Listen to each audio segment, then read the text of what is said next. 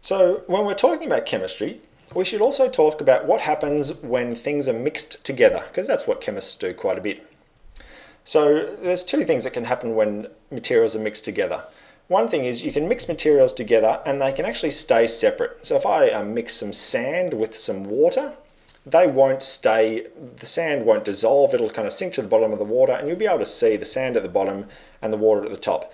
So actually, if you can mix two things together and they don't, dissolve in each other, those two things it's called immiscible. So if you put sand in water, the sand is immiscible in water, which means it doesn't mix. But some things, if you mix them together, they mix together and they stay together. So if things, when you mix them together, they stay, undiscernible from each other. They're called miscible. So if I mix, for example, here I've got some sugar. If I mix some sugar and some water, I'll get water and sugar mixed together, and the sugar is miscible in water, or it's mixable in water. And in fact, when I mix two things together and they stay together, what happens is I'll create something called a solution. So a solution is when two things are mixed together and they basically stay mixed. Now solutions of, you can actually get solutions of two liquids can be mixed together. So water and cordial is a good example of that. Solutions can be two solids mixed together. Normally what happens there, for example, a metal, an alloy, you can mix two liquid metals. So you can melt two liquids, mix them together, and then when they cool down, turn back into a solid, they'll be mixed together. That's something called an alloy. You can actually get two gases mixed together too.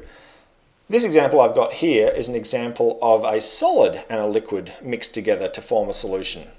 So when you mix a liquid and a solid together, then the liquid and the solid actually have two separate names. So the liquid part of a solution is called a solvent. So in this case, water is my solvent in this solution.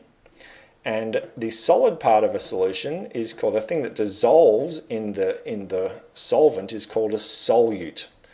So then those two things together, if I mix water and sugar together, I get a solution of water and sugar. So solutions are when two things are mixed together.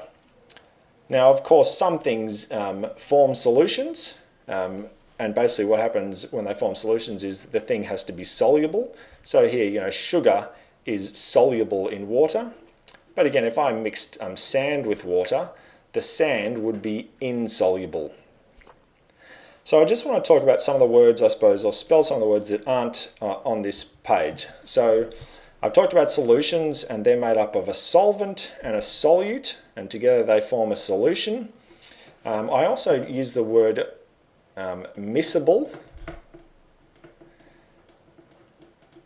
So miscible means two things can be mixed together. There's a little dot there too. Miscible is when two things can be mixed together.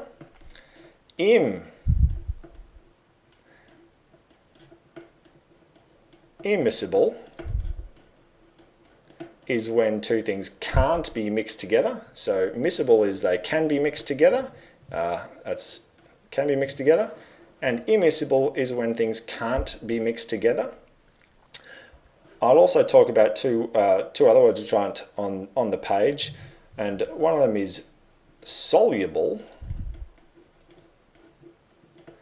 So something is soluble if it basically dissolves in something else. So this sugar is soluble because it dissolves in water, and insoluble means that something doesn't dissolve in water. So put the little ticks and crosses again. So soluble means it does dissolve, and insoluble means it does not dissolve. So there again, another couple of words, and they relate to mixing materials together when we're studying chemistry.